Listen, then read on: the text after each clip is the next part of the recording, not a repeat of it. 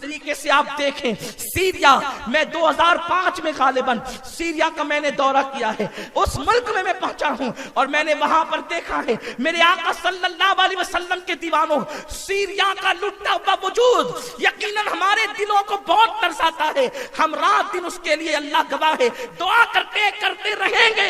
لیکن 2005 میں سیریا میں دمشق کی جامع مسجد کے اندر نماز جمعہ پڑھنے کے لیے پہنچا. میں نے وہاں کے امام کو بہت بڑا عاشق رسول پایا. اللہ اکبر، اس کے وجود سے، اس کے چہرے سے، اس کے خطاب سے، اللہ اکبر، لفظ سے عشق رسول کے چھلکتے جام محسوس ہوتے تھے. لیکن اللہ اکبر، میں نے چھوٹے سے ذہن نے محسوس کر لیا تھا کہ سیریا بہت جلدی تباہ ہوگا. واللہ یہ میں کوئی اپنی طرف سے یعنی ہوا میں گرا نہیں لگا رہا ہوں یا اس طریقے سے آپ کے مجمع میں یوں ہی بات نہیں کر رہا ہوں. میں نے محسوس کیا تھا کہ یہ زمین بہت جلدی تباہ ہوگی. 2005 میں مجھے اس کا احساس ہو گیا تھا. اس کی وجہ یہ تھی کہ جب نماز جمعہ کے لیے میں مسجد میں پہنچا، پہلے ہی پہنچ گیا تھا، وہاں کا انداز مجھے بہت اچھا لگا. میرے دل کے تار کو، بلکہ عشق کے تار کو گویا کہ ایسا لگا کسی نے چھیڑ دیا ہو. اذان سے پہلے وہاں پہنچے، سلطان صلاح الدین ایوبی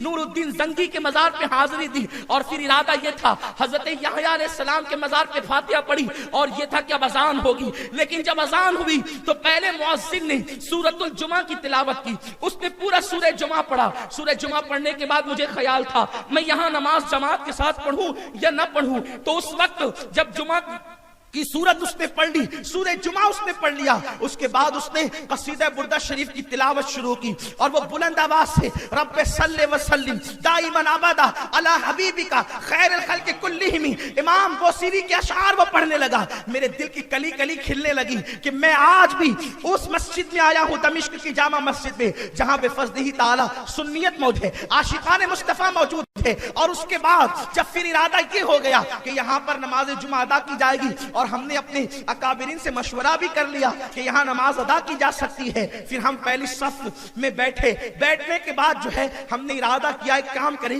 کہ صف اول میں بیٹھ کر کے پوری مسجد کا نظارہ نہیں ہو سکتا چونکہ اول صف میں افضل ہے، لیکن ہم دیکھنا چاہتے ہیں اہل سیریا کا انداز نماز جمعہ کے حوالے سے کیا ہے، کیونکہ وہ ہمارے لیے اجنبی تھے، ہم ان کے لیے اجنبی تھے. تو پھر ہم تھوڑا پیچھے آ گئے اور جہاں حضرت یحییٰ علیہ السلام کے قدم ہیں قبر انور کے مزار مقدس کے، وہیں پر بیٹھ گئے کہ مسجد کا نظارہ بھی ہو جائے. اللہ کی عزت کی قسم اگر آپ انٹرنیٹ پر وہ منظر دیکھ سکتے ہیں کسی طرح سرچ کر کے تو آپ دیکھ لیں کہ ہم نے دیکھا جس وقت جمعہ کا خطبہ ہو رہا تھا وہ خطبہ جمعہ جس کا ادب واجب اور لازم ہے، ہم نے دیکھا کہ نوجوان وہاں کے کھلے سر مسجد میں داخل ہوئے اور داخل ہونے کے بعد کوئی یوں ہاتھ ٹیک کر کے اس طریقے سے پیروں میں پیر ڈال کر کے قبلے کی طرف بیٹھا ہوا ہے. اس طرح سے تقریباً میں نے 70% جوانوں کو ننگے سر ٹی شرٹ اور جینز پر جو ہے وہ جینز پینٹ پہنے ہوئے، مجھے اس پر بظاہر اس پر کوئی سخت اعتراض تو نہیں ہے، اس لیے کہ میں اس پہ بہت سخت باتیں نہیں کرتا. اللہ اکبر، اس کے حوالے سے میرا موقف میں دوسری تقریروں میں کر چکا ہوں، میں اس پہ بہت سخت باتیں کرنے کا عادی نہیں ہوں. لیکن آپ سے بتانا یہ چاہتا ہوں کہ ان کا حلیہ کیسا تھا. جینز پر ٹی شرٹ پر وہ موجود تھے، نہ سر ان کا ننگا تھا، اتنی آستینیں تھی اور خطبہ وہ اس طریقے سے سن رہے تھے اور سن کیا رہے تھے بلکہ ہاتھ ٹیک کر وہ آپس میں باتیں کر رہے تھے. اللہ اکبر، اللہ کے رسول صلی اللہ علیہ وآلہ وسلم نے خطبہ سننا لازم قرار دیا ہے، خطبے کے وقت چپ رہنے کا حکم دیا ہے. اس وقت رحم کا ارشاد ہوا ہے کہ جو خاموشی سے خطبہ سنے گا اللہ اس پر رحم کرے گا. آپ بتائیں چپ رہ کر سننے والوں پر خدا رحم کرتا ہے، لیکن جو سنے ہی نہیں آپس میں باتیں کریں، پیر لمبے کر کے بیٹھ جائیں، پیر پہ پیر ڈال کر یوں بیٹھے جیسے کسی قہوہ کھانے میں گئے بیٹھے ہو، جیسے کسی چائے کی دکان پہ بیٹھے ہو، یا جیسے معاذ اللہ معمولی جگہ پہ بیٹھے ہو. مسجد کا ادب کیا ہے؟ اللہ اکبر، ایک مرتبہ حضرت سیدنا داؤد طائی رحمت اللہ تعالی علیہ نے مسجد میں پیر لمبے کر دیے، آواز آئی داؤد. اللہ کے گھر میں بیٹھنے کا یہی ادب ہے، بادشاہوں کے دربار کا یہی ادب ہے. اس وقت سے جو پیر سمیٹے تو اس وقت عذاب کے پیر پھیلائے گئے.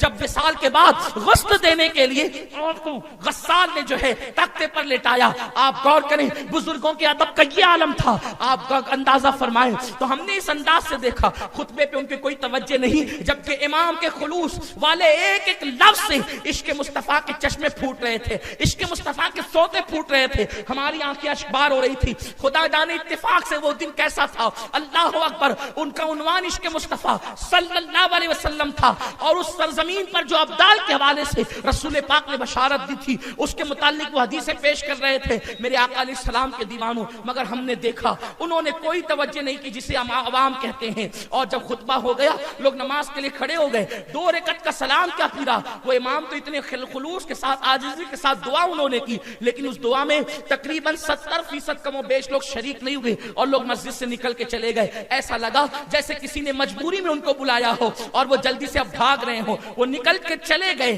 اللہ اکبر, اس دن احساس ہوا تھا جب قوموں کے تباہی کے دن قریب آتے ہیں, جب قوموں کے لٹنے کے دن قریب آتے ہیں, تو حدیث مبارکہ میں یہی نشاندہی کی گئی جو یہ کر رہے ہیں. ہمیں بہت ہمدردی ہے لیکن انہوں نے ایسا کیا. اسی طریقے سے آپ اہل عراق کو دیکھیں, خدا نے اتنی دولت دی تھی کہ گھر کی بیت الخلا کی ٹوٹیاں انہوں نے سونے کی بنوا رکھی تھی. سونے کی ٹوٹیاں انہوں نے بیت الخلا کی بنوا رکھی تھی. اٹھا کر کے تاریخ دیکھیں, جب قومیں اس طریقے سے بے پرواہ ہوتی ہے تو قدرت ان کو تباہ کر دیتی, بستیاں تباہ ہوتی ہیں. ہم شام, عراق, یمن کی باتیں کرتے ہیں, برما کی باتیں کرتے ہیں. جو غلطیاں انہوں نے کی ہے وہی غلطیاں تو ہم بھی دہرا رہے ہیں. ہم ان سے کوئی مختلف کام نہیں کر رہے ہیں, ہمارا کام ان سے کوئی مختلف نہیں ہے, بلکہ اگر میں یہ کہوں کہ شاید ہم ان سے 2 قدم آگے. علماء ہمیشہ بولتے رہے, اہل علم ہمیشہ پکارتے رہے, مسلمین ہمیشہ چیختے رہے, قوموں کو آگاہ کرتے رہے, لیکن قوم بیدار کب ہوتی ہے؟ پہلے تو لوگ سننے آتے ہی نہیں. اللہ آپ جیسے لوگوں کو توفیق دیتا ہے, اللہ آپ سب کو سلامت رکھے کہ آپ سننے کے لیے آتے ہیں. تو اکثر لوگوں کا مزاج یہ ہوتا ہے کہ چلو سن لیں گے, دیکھ لیں گے, ملاقات کر لیں گے, لیکن عمل کا جذبہ کتنے لوگوں میں ہے؟ میں نے اس سے پہلے بھی کسی محفل میں کہا تھا کہ نصیحت کی محفلوں کو نصیحت کی محفل رکھو. لوگوں نے اب نصیحت کی محفلوں کو بھی شب غزل کا نام دے دی. محفل غزل کا نام لوگ سمجھتے ہیں کہ ہم غزل کی محفلوں میں جا رہے ہیں. سبحان اللہ, واہ واہ کہہ دیا اور ذمہ داری ختم ہو گئی. تقریر کتنی اچھی تھی, اور تقریر کتنی اچھی تھی, اس سند لینے کے لیے تمہیں نہیں بلایا گیا کہ تم خطیب کو اچھا خطیب ہونے کی سند دو, بلکہ نصیحت کے لیے اس لیے بلایا گیا ہے کہ تم اپنی زندگیوں میں تبدیلی پیدا کرو, اپنی زندگیوں میں انقلاب پیدا کرو, اپنی زندگی کو بدلنے کی کوشش کرو. اس لیے کہ جب انسان اپنی زندگی کو نہیں بدلتا, میرے قائد کا قول ہے کہ جب کسی قوم کو ناسے کی نصیحت اثر نہیں کرتی, جب کسی قوم کو خطیب کی تقریر نہیں بدلتی, تو پھر اس قوم کو عذاب الہی بدلتا ہے, اللہ کا عذاب بدلتا ہے. میرے پیارے آقا صلی اللہ علیہ وسلم کے دیوانوں,